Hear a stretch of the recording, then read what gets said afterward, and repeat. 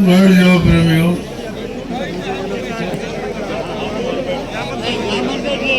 देखो मेरा स्वास्थ्य ठीक नहीं, बोलने के लिए मना किया डॉक्टर ने, अभी मैं आपके बीच में आया हूँ आप सबका दर्शन करने को।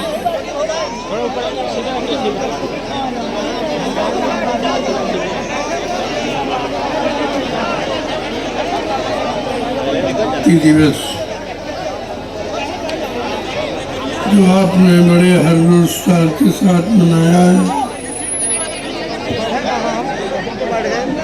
आगे आने वाले समय में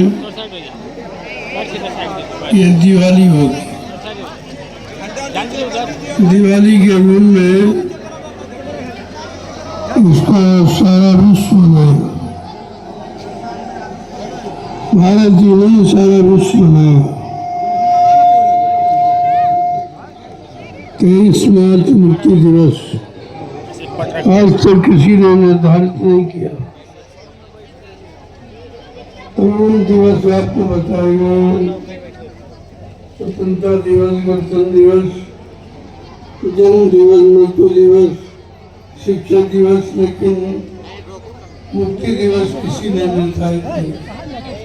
क्योंकि मुक्ति देने का अधिकार किसी को है, मुक्ति सब नहीं दे सकते।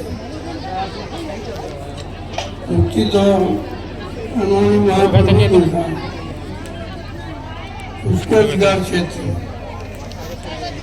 बाकी जितने बीच के मंडल है, देखिए ना, ब्रह्मा जी का मंडल है, विष्णु का है, शिव जी का है, राम कृष्ण का, देवी देवताओं को, यह तक कोई चिन्ह नहीं होता। ये सुख और भोग करते हैं, लेकिन इनको मुक्ति नहीं मिली, क्योंकि मुक्ति दिलाने वाले संत महापुरुष उनको मिले नहीं और उनसे नाम की युक्ति मिली नहीं और नाम की कमाई की नहीं, इसलिए सब अपने अपने लोक में स्थापित रह गए। अभी तो नहीं पहुंच पाए। मृत्यु के जीव इन्हीं के सहारे बैठे, कोई ब्रह्मा की पूजा करना, कोई विष्णु की, कोई शंकर की, कोई रामचंद्र की, कोई देवी देवता। इनको भी नहीं बेचारों को पता कि जो खुद नहीं गया वो तुम्हें क्या ले जाएगा। इसलिए जीवों पर दया करने के लिए अनामी महाप्रभु पधारे। ऐसे जीवात्मा ये कभी नहीं जा पाएंगे, यही भटकती रहेंगी। चलो इनको एक अवसर मौका दिया जाए अपने घर आने का। इसलिए ये नाम आया है, नाम को जगाया गया, सिद्ध किया गया। जगाए नाम से जीवात्माएं दिखती हैं, किताबों के नाम पढ़ने से नहीं, किसी के सुनाने से नहीं दिखती। इस बात को हमेशा ध्यान रखना चाहिए। लेकिन जो बेचारा आजकल से फंसा, सतयुग तेजा पर साढ़े 5,000 नस्कन जो निकल गया, अब बेचारा उन्हीं नामों में फंसा है जिन नामों से काम ही नहीं होना है। सतगुरु दाता दयालु ने जो नाम जगाया है वो जीवात्मा को घर पहुंचाने वाला। इसीलिए वो कहा मैंने नाम को जगाया, नाम को सिद्ध किया, नाम का प्रचार कराया, नाम से जीवात्मा को जगा रहा हूँ। नाम रूपी बेड़ा भवसागर में लगाकर इन जीवात्माओं को उनके घर पहुंचाऊंगा। ऐसा नहीं है ये वादा है, ऐसा वादा सच्ची में आज तक किसी ने नहीं। राम आए लेकिन ये नहीं कहा कि राम नाम लोगों में तुमको घर पहुंचाऊंगा। कृष्ण आए उन्होंने कहीं कहा कृष्ण नाम लोगों में तुमको घर पहुंचाऊंगा। ब्रह्मा जी ने कभी नहीं कहा मैं तुमको घर पहुंचाऊंगा। विष्णु भगवान ने कभी नहीं कहा मैं तुमको घर पहुंचाऊंगा। और भगवान शंकर ने कभी नहीं कहा मैं तुमको घर, क्योंकि इनको घर का पता नहीं है। ये अपने अपने लोक में बैठे राजभोग थे। जैसे आप यहाँ मृत्यु लोक में करते हो ऐसे वो अपने अपने लोक में करते। तुम्हारे उनमें कोई अंतर नहीं है। अंतर ये है कि तुम नीचे के लोक में हो, वो ऊपर के लोक में। इसलिए अब आपको करना क्या वो समझ। अब ज्यादा भाषण स्पीड प्रवचन की जरूरत नहीं। और सत्संग हमने आपको सुना, उससे कुछ नहीं हुआ, क्योंकि सुनने सुनाने से कोई काम बनता नहीं। काम बनेगा करने कराने से। अब प्रयोग करने का समय आ गया। जो नाम आपको मिला है उस नाम की कमाई करो। ये असली चीज है, यही आपके काम है। घर परिवार में रहो, बाल बच्चों खिदमत सेवा करो, और उनके लिए खेती है, दुकान है, दफ्तर है, बिजली, व्यापार, मजदूरी, सच्चाई, ईमानदारी, मेहनत से करो। किसी का कर्म कर जाओ पर चलने न पाए, इस बात का ध्यान। पहले से इतने कर्म कर जो हमने आपने लाद रखे हैं वही नहीं उतर, उन्हीं को उतारने के लिए तो ये सत्संग, सेवा और भजन रखा गया। जब परमार्थी सेवा इसीलिए रखी गई है कि पिछले जन्मों के किए कर्मों की अदायगी हो जाए। क्योंकि और सेवाएं आप करते हो तो उसमें आपका स्वार्थ है। परिवार की सेवा बाल बच्चों के लिए करते हो, समाज देश के सेवा मान सम्मान के लिए करते हो, लेकिन परमार्थी सेवा में कोई किसी तरह का स्वार्थ न लालच। इसीलिए मैंने 88,000 ऋषियों की तपोभूमि पर परमार्थी सम्मान सेवा रखी कि प्रेमी करके अपने कर्मों की अदायगी कर। इतना ही आपको करना है, कर्मों की अदायगी हो जाए और जीवात्मा जगह घर चली जाए। और आपको क्या करना, उसके लिए कितना झंझट तैयार किया गया। काल माया ने कितने बखेड़े खड़े किए, आपको जाने नहीं देता, क्योंकि पहले से फंसा रखा उसने। सामान दे दिया, दुकान दे दी, मकान दे दिया, नौकरी दे दी, व्यापार दे दी, पत्नी बाल बच्चे दे दिए, अब आप उसी में फंस गए। ये तुम्हारा नहीं है। क्यों, हम आप जब माँ के गर्भ से आए थे तो नंगे आए थे, अकेले और नंगे। कोई सामान, कोई जमीन, कोई दुकान मकान, जात पात बिरादरी लेकर कुछ नहीं। पर यहाँ झंझट में उसने देखा कि जीव कैसे हमारे यहाँ रुकेंगे, हम अपना राज्य कैसे चलाएंगे। उसने ये फंसाने के लिए सामान दिया, शरीर दिया।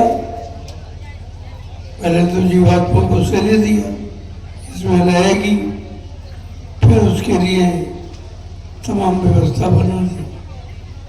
अब आपको जो जो दे दिया है उसमें आप फंस गए हो, और ये भी नहीं समझ पा रहे हो कि अगर तुम्हारा हो तो तुम साथ में ले जाओ। आज तो कोई साथ में ले गया, तुम्हारे परिवार से, मोहल्ले से, गांव शहर से कितने लोग रोज जा रहे हैं शरीर छोड़कर, कुछ लेके जा रहे हैं, तो तुम क्या लेके जाओगे। इसका मतलब है हमारा नहीं है। हमारा होता तो हम साथ में ले जाते, हमारे साथ जाता। इसी के लिए सत्संग किया जाता कि किसी तरह समझ में आ जाए ये शरीर नाशवान है, ये क्षणभंगुर है, ये जल बिंदु की सदस्य क्षणमात्र में विलीन हो जाता।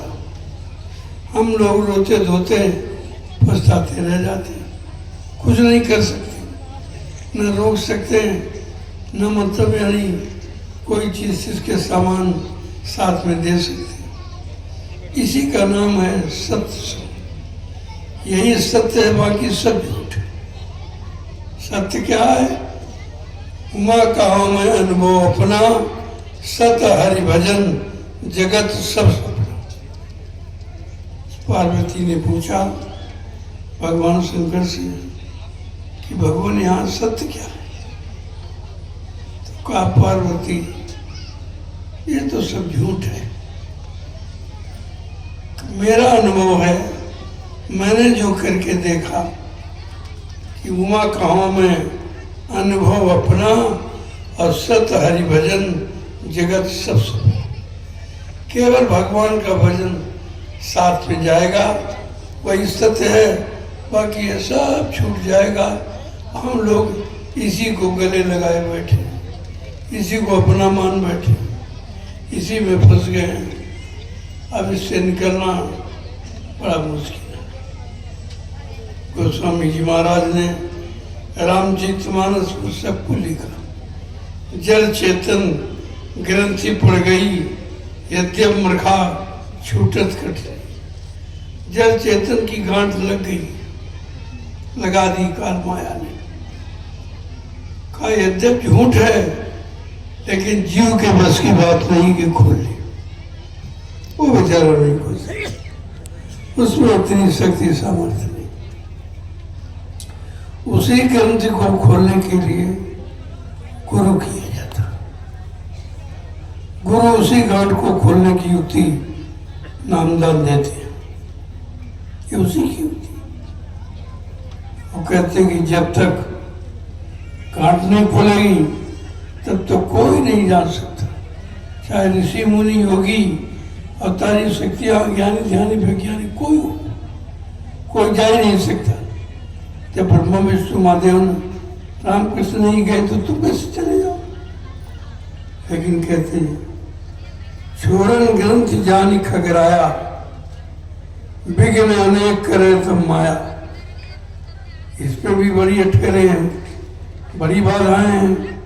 अगर गुरु से युक्ति पा गए और करने लगे तो काल माया बाधा डालती, बड़े तरह तरह की बाधाएं डालती कि किसी तरह से जीव हमारे देश से जाने न पाए, हमारा देश बरकरार चलता रहे। लेकिन ये लिखा अगर किसी ने अपने गुरु पर विश्वास कर लिया और अगर छोड़न ग्रंथि पाए जो कोई तब या जीव कृतार्थ। आपको नामदान मिल गया, अगर इस पर पूरा विश्वास, सुबह शाम एक एक घंटा आत्मा के घाट पर बैठकर अगर हाजिरी देते हो, नाम की कमाई करते हो, वो तो जीव निकल जाएगा। बाकी क्या पर दया भाई सदगुरु की, वही हुए निहाल और बाकी फंसे काल की चाल।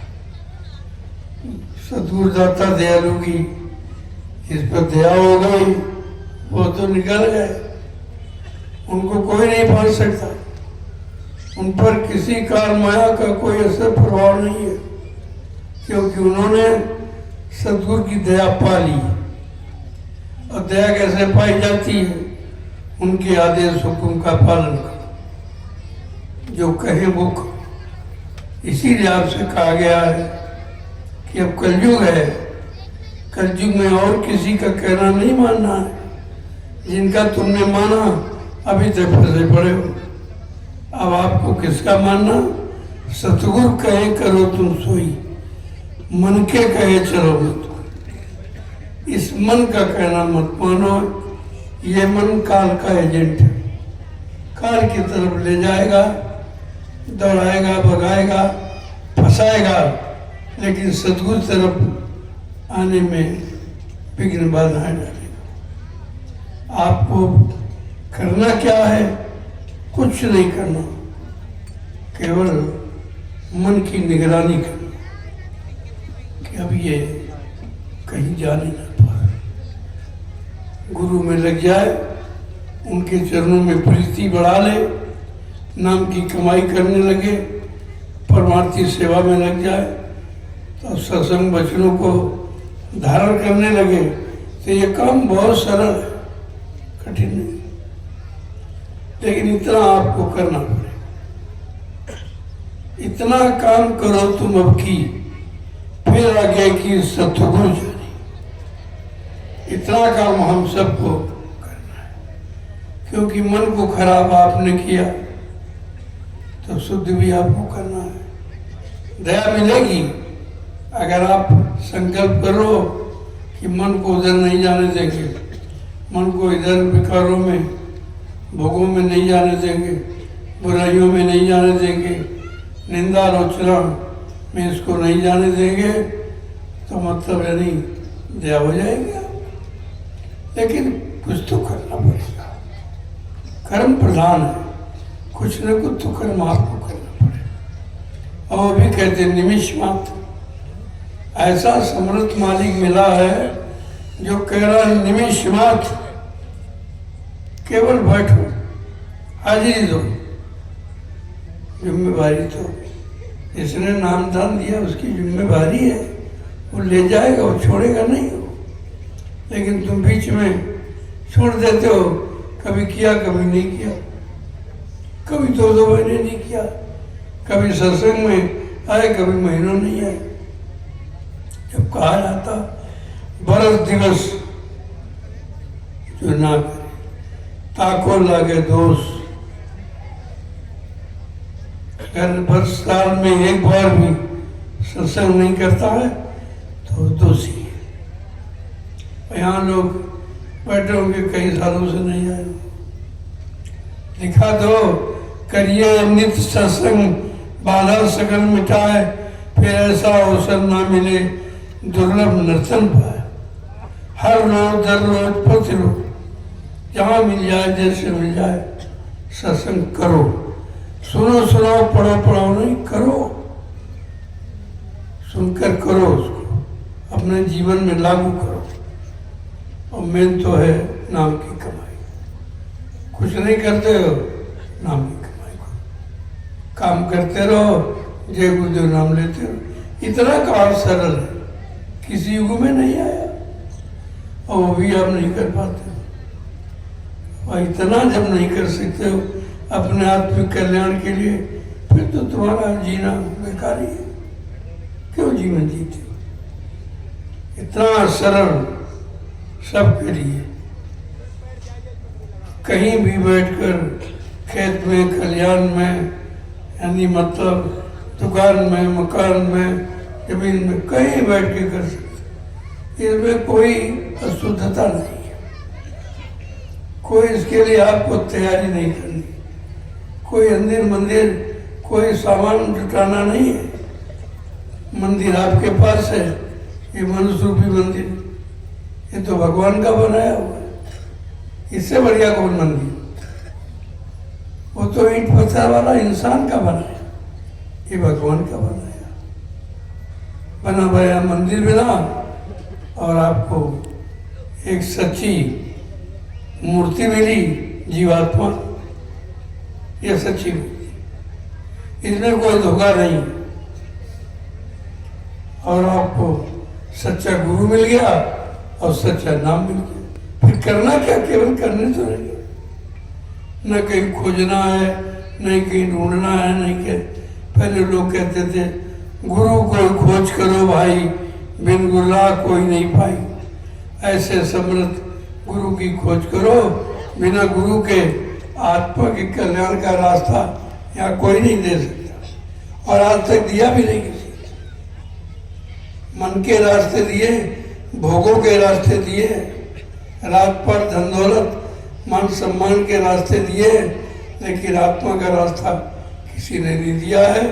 ये पहली बार आपको मौका मिला, इसलिए मैं इस पावन पर्व तिथि पर, इस मुक्ति दिवस पर मुक्ति दिलाने का काम जिसने लिया है, ठेका लिया है, निर्धारित किया है, वो बिना मुक्ति दिए नहीं जाएगा। ये कभी मत सोचो इन लोगों के अंदर कोई धारणा ऐसी हो गई बाबा जी चले गए, ऐसे जाने वाली नहीं। अपना काम करके जाए, तो उनका वादा है, मैंने बताया, उनकी जिम्मेदारी है। अब आप अगर नहीं करते हो तो कई जन्म दिलाए जाएंगे। सतगुरु 7 जन्म तक पीछा करता है। तुम जाओगे कहाँ भाग के? तुम्हारे पीछे खड़े। अब आप छुटकारा नहीं पा सकते। अगर अभी कर लो तो आपको सहयोग मिल जाएगा, फिर बाद में आपको केयर करना पड़ेगा। कितना समृद्ध मालिक आया है, कितना हमदर्द आया, ऐसी दया किसी ने की ही नहीं। फिर भी आप नहीं कर पाओगे तो इससे दुर्भाग्यशाली और कौन हो सकता। हाँ बिल्कुल। इसलिए भजन करो। हमारा लक्ष्य है प्रभु प्राप्ति का। तो दुनिया की बातें हम बताते रहे आपको, किसी तरह आप आ जाओ और मैं आपको एक रास्ता दे दूँ। थोड़ा और आगे और आगे सच्चा रास्ता है भजन। हाँ बस। इसमें कुछ नहीं खर्च। और आप भजन का वादा करके आए हो माँ के घर में, आपने प्रभु से वादा किया था। उस समय प्रभु नाम था भी नहीं। देखो कितनी बड़ी मतलब यानी गूढ़ जानकारी है ये। कहते कि अब प्रभु कृपा करो यही भांति, सब तदि भजन कर दिन। ये वादा करके आप आए हो कि रात दिन प्रभु का भजन करेंगे, और तुमने भी शुरुआत भी नहीं की। ये झूठ बोला है, वादा खिलाफी नहीं किया आपने। तो कम से कम अपने कहे हुए वचनों पर तो ध्यान दो। लिखा है ऐसे प्रभु हर भजन खगेसा, ऐसे प्रभु हर भजन खगेसा, मिटिए न जीवन के कलेसा। जिंदगी में आने वाले जितने भी कष्ट हैं वो प्रभु के भजन से जाएंगे। ये रामचरित मानस उत्तरकांड में पूरा लिखा। और सब कुछ कहा। मतलब प्रभु की कृपा क्या क्या आपको बताएं। प्रभु की कृपा भयो सब काजू, जन्म हमारा सफल भयो। प्रभु की कृपा से ये मानव जन्म सफल होगा। ये पूजा पाठ तीर्थ से नहीं होगा। ये जल पूजा से नहीं चेतन का काम होता। और यहाँ सब जल पूजा करते, जितने भी सब जल पूजा आज भी लगे। बड़े बड़े जो अपने आप को धर्माचार्य कहते हैं, जगत गुरु शंकराचार्य, वो भी जल पूजा करते। उनको भी नहीं मालूम कि आत्मा चेतन है, परमात्मा चेतन है, तो देश चेतन है। हमें चेतन पूजा करनी चाहिए ताकि जीवात्मा का कल्याण हो जाए। सब जल पूजा, कागज पत्थर पानी के आगे कुछ नहीं जानते, इसके अलावा कुछ नहीं जानते। अन्य लोगों को जानकारी देते हैं। इनकी जिम्मेदारी है, इनकी ड्यूटी है, इनको सत्य ज्ञान का प्रसार करना चाहिए। आत्मा के कल्याण के लिए इनको कुछ कहना चाहिए, लेकिन मेरे सिवा कोई नहीं कहता। पूरे हिंदुस्तान में मेरे सिवा कोई नहीं कहता कि आत्मा का कल्याण ही हमारे मानव जीवन का मुख्य लक्ष्य है, मुख्य कर्म और कर्तव्य है। इसके अलावा जो भी हम करते हैं वो जड़ काम करते हैं, इसमें कोई चेतन नहीं। इसलिए प्रेमियों, अंतिम शब्दों में हमारी ये प्रार्थना है कि आप लोग भजन में लग जाओ। समय बहुत खराब, देखो हमको अचानक बीमारी आ गई, ऐसी बीमारी आ गई, अरे लाइलाज है, अचानक आई। अब ये जीवों का लेन देन है, उनके कर्मों का गंदगी है, तो कुछ न कुछ तो करना ही पड़े। इसलिए मैंने पहले से आपसे कहा था थोड़ा सा दूर रह के आप प्रणाम करो। मैं आपको प्रणाम करता हूँ, और मुझको प्रणाम करो। प्रणाम का परिणाम आशीर्वाद होता है। अब ये क्यों नहीं समझते हो? आपको आशीर्वाद चाहिए तो प्रणाम करो, लेकिन आप नहीं माने। तरह तरह के लोग आते हैं, बहुत बहुत पापी कुकर्मी, उन जीवों का स्पर्श होता है, उसका प्रभाव पड़ता है। डॉक्टर देखो छूता है, सैनिटाइजर लगाता, ऐसा लगाता तब छूता। मैंने तो कभी ऐसा किया नहीं, क्योंकि मैं भेदभाव नहीं रखता। मेरे में कोई छोटे बड़े, गरीब अमीर, पढ़े लिखे अनपढ़, कोई जात पात, कोई स्त्री पुरुष का, कोई हिंदू मुसलमान का कोई भेद नहीं, मैं भेद नहीं रखता।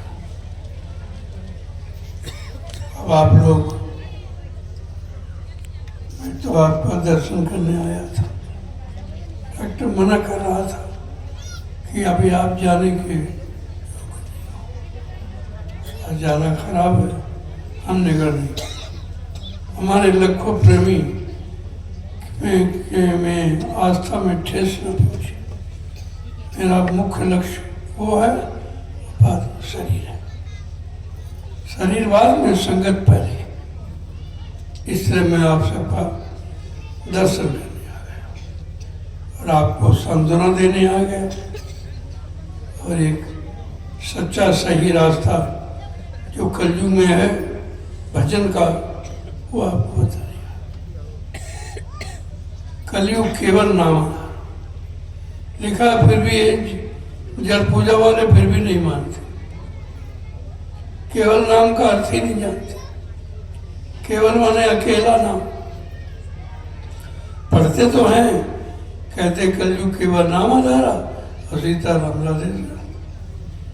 तो कलयुग की बात कर, तो नाम चलता धोपर कर लेते, इतना भी ज्ञान तुमको नहीं। कलयुग का नाम क्या है? गुरु बिन भवनी चरण कोई, जो वंश शंकर से। गुरु के बिना कलयुग में भवसागर पार कोई नहीं कर सकता। कलयुग में गुरु नाम है, चाहे गुरु कहो, जय गुरुदेव कहो, गुरुवर जी कहो, एक ही बात है, अंतर कुछ नहीं। हमें आपको अपने युग समय के नाम को लेना चाहिए, जिससे अपना काम हो जाए। जो चला गया उसका नाम लेने से तो कोई फायदा है नहीं। आपका पिता चला गया, कल आज नाम लो तो कुछ कम करेगा। इतनी बात लोगों के समझ में नहीं आ रही, और सब पूरा संसार जुटा पड़ा उससे। यही तो कहना था, कहीं समझाऊं सब जगंदा, मारे डाले सबको पेटे का धंधा। इसलिए अब आप लोग दर्शन दे दो उनको, मैं आपको प्रणाम कर लूं और महाप्रसाद दे दो, जो हिंदुस्तान में कोई नहीं देता। कहीं चले जाओ कोई प्रसाद नहीं देगा, क्योंकि प्रसाद बनाना ये सबके बस की बात नहीं है। यही तो असली पहचान है, फिर भी लोग नहीं पहचानते। तो कहते प्रसाद दुकान से खरीद के ले आओ। प्रसाद कहीं खरीदा जाता है? प्रसाद बनाया जाता है।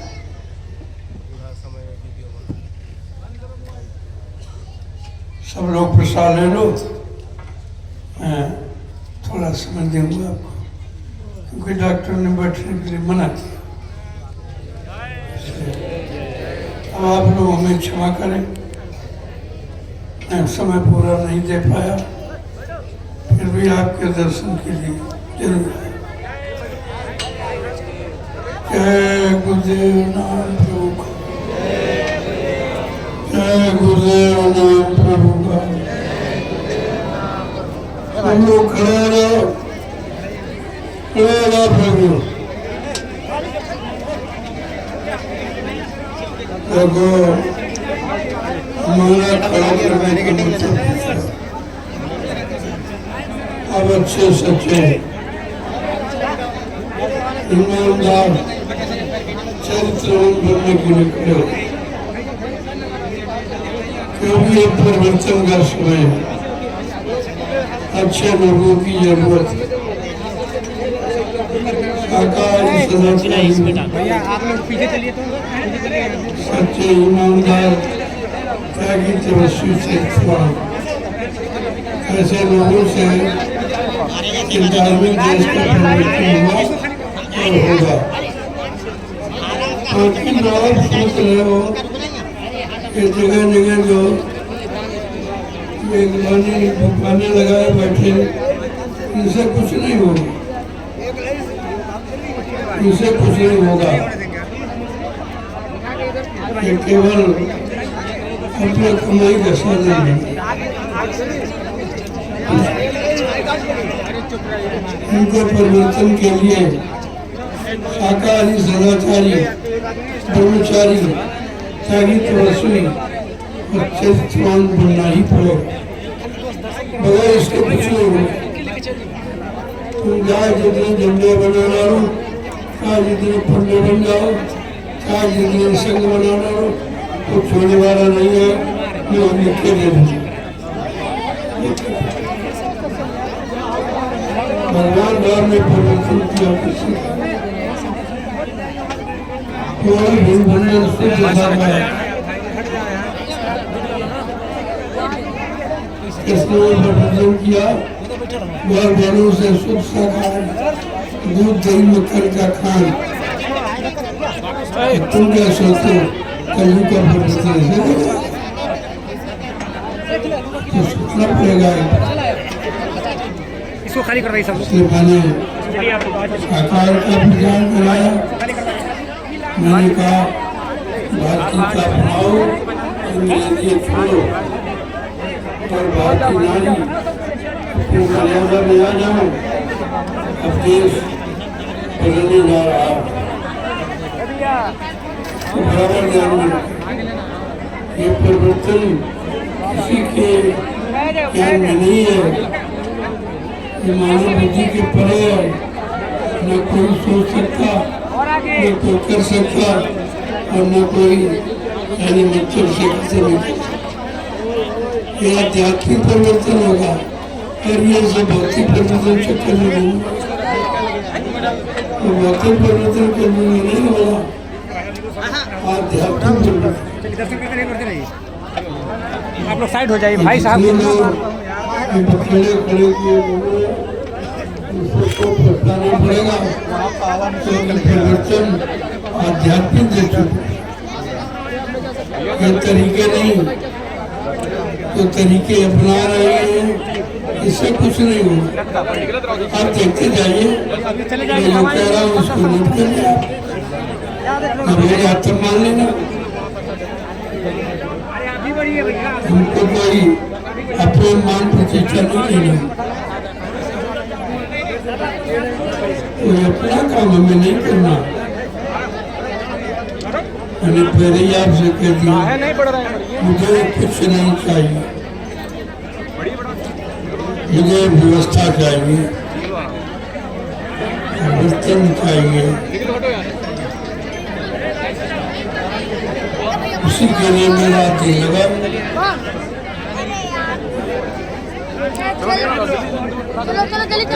चलो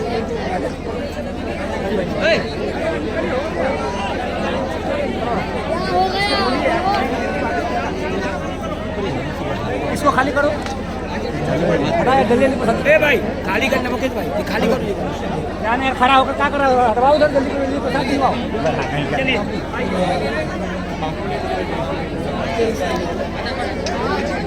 यहाँ नहीं घुस सकते हैं। मुक्ति दिवस आज तक इस धरती पर किसी ने ये निर्धारित नहीं किया। इस बात पर लोगों को विचार करना कि मुक्ति दिवस एक नई बात सामने कैसे नई पुरानी बात दिवाकों को मुक्ति चाहिए। दिवाकों को रात पर धन दौलत मान सम्मान अधिकार धन दौलत नहीं चाहिए। आज यह आध्यात्मिक पर्व है मुक्ति दिवस के नाम से कल से मनाया जा रहा है। सारे हिंदुस्तान को सूचना दी जा रही। इसमें ये मत कहना किसी ने मुक्ति की बातें नहीं कही। सबने संसार की बात और लोगों की बात रात पर धन दौलत मान सम्मान अधिकार की बात कही थी और मुक्ति बात किसी ने नहीं कही थी। मैं तो आपको बता रहा हूँ और ये पर भी मना के दिखा रहा कितना बड़ा जनमानस देखिए।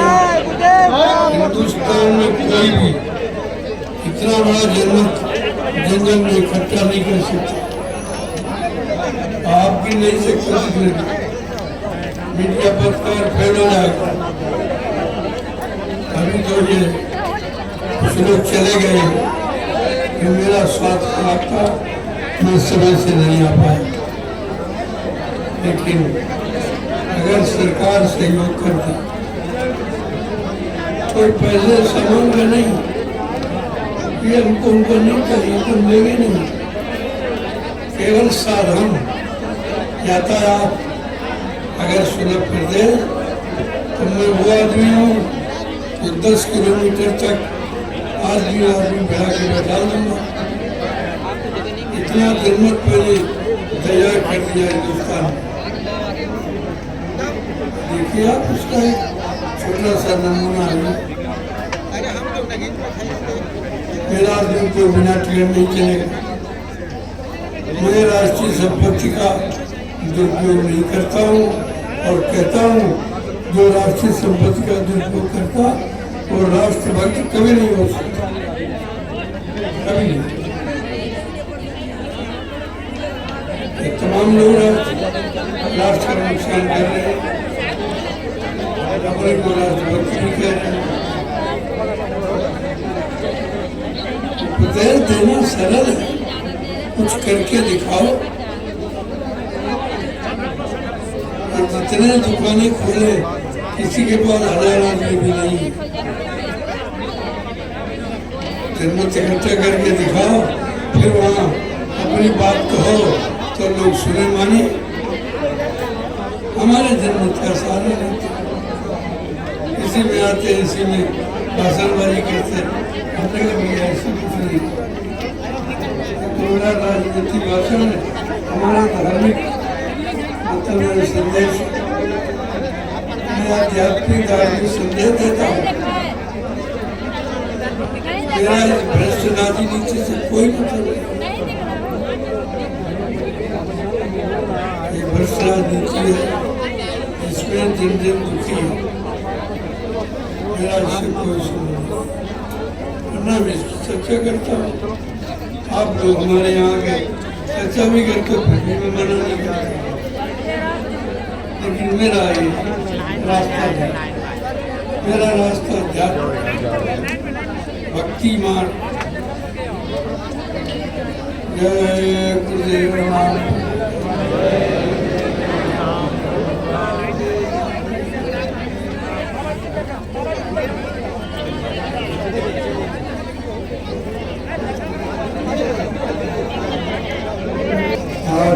ध्यान रखो आध्यात्मिक पर्व है मुक्ति दिवस।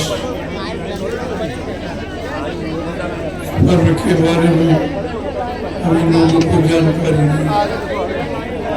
आगे आने वाले समय में ये पर्व बड़ी खुशहाली से बड़े हर्षोल्लास के साथ मनाया जाए। जब इसकी बात इसका अर्थ लाभ समझ लेंगे थे।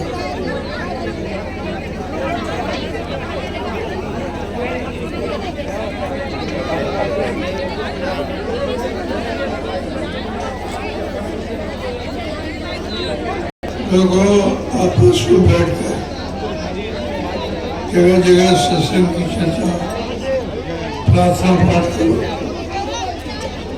दया मिलेगी आपको। ये फालतू बातें करने से अपने अपने टिंटराउटी लेनों में 10, 15, 20, 25 लोग इकट्ठे होकर प्रार्थना पाठ करो, सुमन ध्यान भजन करो और ये सत्संग वचन दोहराओ। इसके लिए आपको अपने अपने घर में जाओ, वहाँ भी ये सब अब एकदम भजन में लग जाओ तो समय बदल जाए और किसी से समय नहीं बदलेगा। तुम देख रहे हो जो सरकार तरह तरह की योजनाएं बना रही है, सब खत्म होने वाली है, इनसे कुछ नहीं होगा। वचन में लगे हमारी अंतिम प्रार्थना है अपने अपने घरों में बैठकर भजन। अब भजन का समय है, अब ये गाने बजाने और नाचने का समय नहीं है। चलिए चलिए चलिए आगे आगे बढ़िए आगे।